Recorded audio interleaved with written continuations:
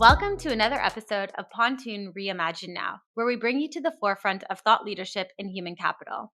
I'm your host, Shannon Robertson, and today we are set to uncover the layers that constitute and shape company culture in the modern corporate world. I'm thrilled to welcome Ross Emerson, whose career trajectory is instructive as it is fascinating. Starting in the high-stakes world of banking, Ross navigated through various roles in both large and small companies across the commercial and not-for-profit sectors, giving him a wealth of practical leadership and organizational experience. He later made a significant shift, pursuing further education in the Executive Master of Change program at INSEAD. His research earned him a distinction and paved the way for his contributions to the field through two recent book publications, which provide insights into developing leadership mindsets and resilience.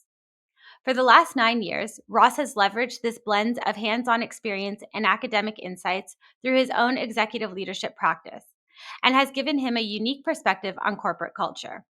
He brings an understanding of how high-pressured environments and diverse team dynamics influence the fabric of an organization's culture and how this can be reshaped for greater resilience and effectiveness. In our conversation today, we'll explore the multifaceted nature of company culture. How can it be shaped and influenced? What roles do individual behaviors and organizational structures play in its evolution? And most importantly, how can a robust company culture become a cornerstone for achieving business success and employee fulfillment? So let's warmly welcome Ross to Pontoon Reimagine Now. Ross, thank you for joining us. Oh, it's a pleasure, Shannon. Thank you for having me on today. And so I'll jump right in.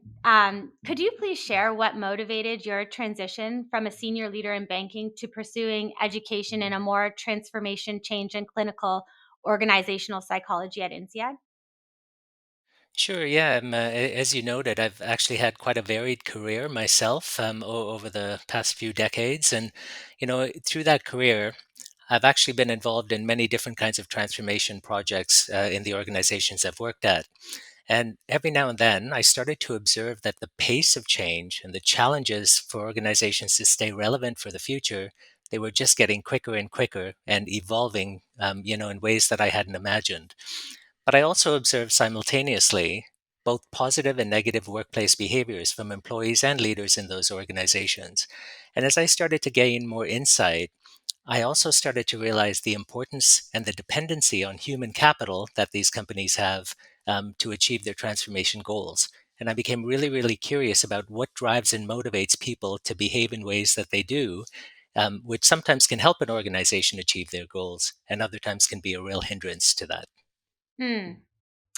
And would you say that your experience in high pressure in employment, so in banking and some of the other more senior roles that you've had in other parts of in business, have informed your understanding of company culture and organizational dynamics? Yeah, definitely. I mean, the one thing I kind of call myself an observer of the human dynamic, right? And just very personally curious about that. But in terms of culture in organizations, what I started to realize that they're complex, right? These are not simple things. And, my own perspectives on culture is that they're quite systemic. And Mhm. I've come to view them as kind of fluid and organic, constantly in a state of flux and constantly being influenced by the various actors, which are the people who work in those organizations. And most importantly, culture sometimes is imperfect. And Mhm. so in companies that have a toxic culture, there can be a lot of polarization or kind of fault lines where you have teams kind of vying against each other, lots of kind of unhealthy competition that usually hinders success. But also in companies with a healthy culture, there can be a lot of synergy and alignment, a lot of cooperation, a lot of constructive kind of teamwork as well. And so, I've come to view culture, it can be either something that can be very, very traumatic for human capital, or it can also harness their potential and really enable people to thrive. Mm. I love what you said at first. A human. What did you say? The human. The human dynamic and observe of the human dynamic. Yeah, I love that. Would you say that or what would you say are some of the most significant sort of challenges beyond the human component that you've observed in the changing or enhancing company culture? especially, I guess, when it comes to some of these more rigid or traditional corporate environments? Yeah, the one thing about human beings is that we are flawed as a class of people, and I never ever forget that. And culture sometimes, humans are also emotional, and culture has a way of kind of activating unconscious processes to resistance or avoidance. Sometimes we don't want the knowledge and we don't want the insights that'll make things better. Culture sometimes can also trigger kind of our defense mechanisms. So perhaps we've had a very negative experience in the past, and a change of culture reminds us of that. And so we kind of try to protect ourselves from feelings of past emotional conflict. And so often it's a case of acceptance of kind of the aspirational culture we're trying to achieve, or avoidance and resistance because we're trying to protect ourselves. And the other thing I observe a lot is that culture change. Sometimes there's a hangover effect. You have the nostalgia of a previous culture where a lot of people in an organization, in a corporate setting, for example, they'll kind of think fondly upon their culture. They may have started out in that organization, they've developed their whole career. But then you also have this nostalgia effect where some people who perhaps didn't have a good experience in the former culture, they're really kind of fantasizing, looking forward to what the new culture can bring. And so you tend to have these divisions, and it's a very, very significant impact in an organization because it can really delay the full adoption of the new culture that is being aspired to. Wow, that's so interesting. And so because you've observed some of these changes and these challenges, what would you say, or do you have any kind of strategies or practices that you work with organizations on so that they're able to evolve their culture to be more inclusive and adaptive, and then they don't have this hangover effect? Ooh, I'm not sure if that hangover effect can ever fully be kind of escaped from, but yeah, in terms of organizations and how they can evolve it, I think the first and most important thing is sometimes you really have to take a step back and determine if culture change is even needed, right? And if so, why is it needed? So understand what is driving or motivating the change in culture. And if a decision is made that yes, we have to do this, then start as soon as you can. Take that perspective that culture is a fluid kind of entity, right? It's not a destination but a journey. And the tone for the new culture really, really has to be set by the top ranks, and in a corporate setting that would be the CEO, but certainly the senior leadership teams and the board. But also, equally important is that everyone in the organization really needs to understand the role that they individually play, and they have to feel a part of that process. So, the organization should really try to involve them by seeking diverse perspectives, being inclusive as possible, but also you have to delineate clear boundaries and communicate with those the people in the organization to make sure they understand how the journey is going to impact them and how it may evolve in stages instead of kind of being a big bang effect where all of a sudden, okay, we're trying for new culture, boom, we have a new culture. It is fluid, it will evolve, and not everyone is going to get what they want right away, but it will come in time. Yeah. Yeah, and so, with your most recent degree, would you say that you're able to apply some of the principles that you learned, sort of to help improve team dynamics and employee engagement in settings such as, when you're going through change in different corporates? Yeah, I would say it's definitely helped me to perhaps diagnose organizational challenges a little bit more effectively, and the Executive Master of Change program at INSEAD really helped me to understand about the difference between the conscious versus the unconscious drivers within organizations, and that can manifest itself in different ways. So, for example, we often think of the self, so our individual needs versus the needs of other people, and that could be team members, for example. But we can also think of it as the self versus the collective, or what is the system that we're working within. And the most important thing is to bring these hidden dynamics, to bring them out into the open, and then once they kind of are surfaced, that's when they can start to be addressed. So long as they're hidden, it's really, really difficult to make any kind of sustainable change that's going to be positive. Mm. And so then, based on your experience and the knowledge that you have, would you say that high pressured environments impact team cohesion more or less? And if so, then what are some of the things that you suggest to do to mitigate these negative effects? Hmm. Good question. And at the risk of sounding like a lawyer, I'm gonna start my response by saying, well, it really depends. Stress in itself is a neutral thing, or at least the way I see it. Too much stress can be very unhealthy, but stress can also help get the best out of us. And so, as humans, a certain level of stress and pressure can actually be a good thing. But we are human. We are hardwired to survive. And so sometimes when high pressure environments kind of are surrounding us, or we find ourselves caught up in these environments, our natural, our default instinct is actually to protect ourselves. And so hence we get this breakdown in team cohesion where, we start to behave in ways and act in ways that might benefit the individual as opposed to benefit the team or the collective. And I guess in parallel with this, we all have what I refer to as our inner scripts, things that we know, things that we say to ourselves, silently in some cases, out loud if we're alone in other cases. But our inner script is very much formed by part of how we see ourselves, our self identity. And when we are in pressure situations, that identity comes under threat, right? And so we're always trying to understand, what's good for me to protect myself, but that may or may not be healthy for the team. And so this tension builds up. And so I think what's really essential for this, it's about that culture of building and maintaining trust to overcome these challenges and doing it in a way that the individual or the team, for human capital, what's really important, it has to be in a psychologically safe space without any kind of fear or retribution that there's going to be punishment. Right. And so, if you're working with HR leaders or CEOs that are kind of looking to balance the demands of business performance with the need of this sort of idea around healthy company culture, what are some of the pieces of advice that you would offer? Yeah, I mean, look, every organization is different, right? They will have different kinds of pressures and challenges impacting them.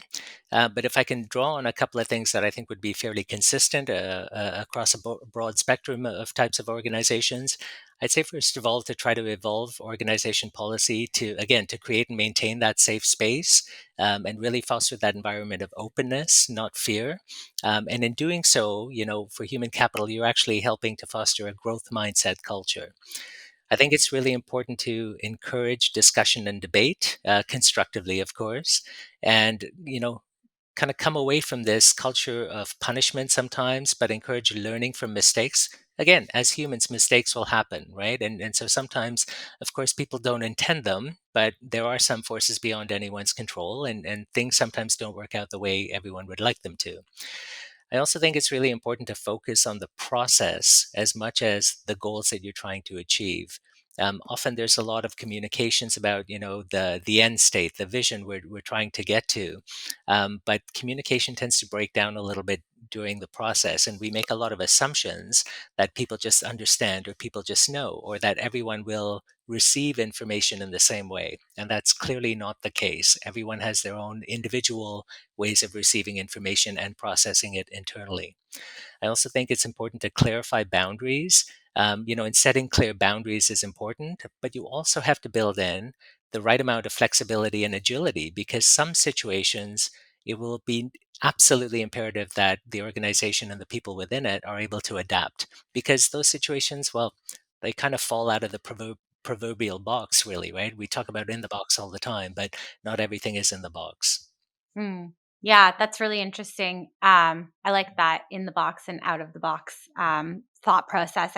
I think you're right. There's so many components to this, and especially as the world and is changing so rapidly now, I just wonder, based on your previous work and some of the experiences that you've gained, and then looking at this evolving world of work and the current trends, what kinds of predictions do you have for the future of organizational culture and leadership?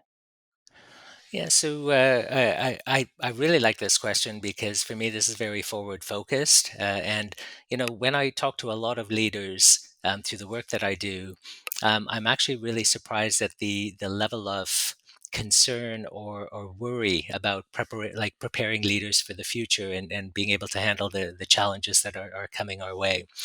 And I think one of the challenges existing now is that in many corporate settings, we have multi generations. We've got about five different generations working together, and each generation has their own distinct set of values and priorities, and they're different from each other. So that's definitely something that will have to be addressed and focused on moving forward. I think leaders also they have to kind of embrace help both from the inside and outside. So a lot of corporates, especially really successful ones, they become successful because of their internal kind of values, processes, and things that they do. But the world is changing so rapidly, and so there has to be this openness to embrace fresh ideas, innovation from outside, not just from within. I think leadership development is becoming a lot more difficult, and that's driven by a number of different factors. There was a time when everyone was present in the workplace. That's not the case in this day and age, and so the hybrid work model or the fully remote work model, they pose challenges, but not challenges that can't be overcome. So I think leaders just have to adapt and kind of work with the environment that their organization operates in, and find solutions to address that. The other thing that is becoming more important is about well-being in the workplace, and clearly, through the pandemic years and various different kind of stressful, high-pressure situations, work-life balance is always coming under threat, and well-being of employees, and this is critical because an organization is kind of useless unless the people in it are in good a good state so that they can perform their best. And I think my view on this is that more and more we have to kind of get away from this phrase of work-life balance and maybe look at it as a work-life blend, or something that maybe there are times that, yeah, okay, we might not have the balance we want, but the situation may call for that. And so it's maybe less about balance than it is about blend and how you manage that blend over the course of your working life. And I guess the last kind of insight in terms of this question is about the future leaders, right? And what is going to be demanded of future leaders. And recently I came across this expression that I really like. It's called future fit leaders. And I guess the main criteria of what makes a leader future fit.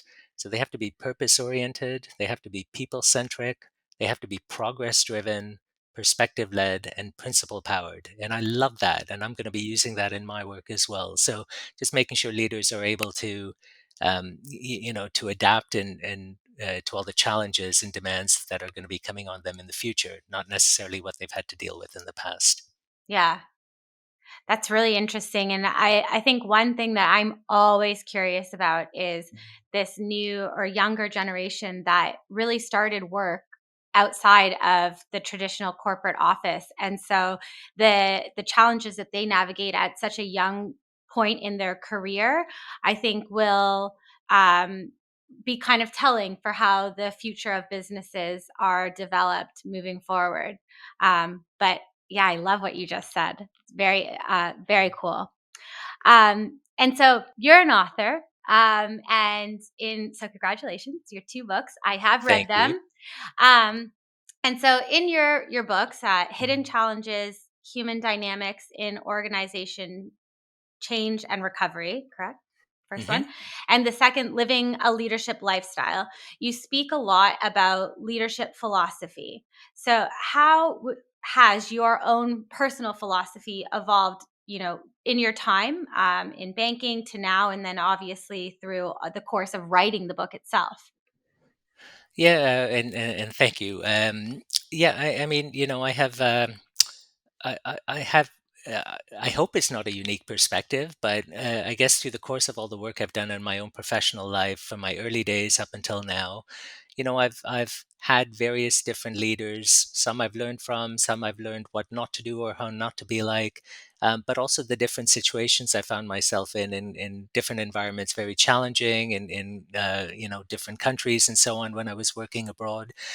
And I guess I've come to see leadership. Now, it's not really a title or a position, but it's more of a lifestyle, right? And so, some people are very fortunate to have good role models, but not everyone does. But I think leadership is really about skills and capabilities that are equally important. With mindsets and behaviors. So I always put, the skills together with the mindsets and so on.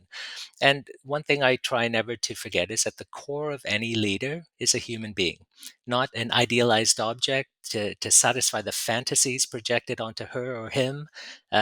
Because sometimes when, for example, a new CEO is put into place, there's a subconscious dynamic that happens. Everyone in the organization starts to project their fantasy. This is going to be our savior, and that leader is a human being as well. And so, sometimes it's really important to remember that. But it really is about mindsets and behaviors.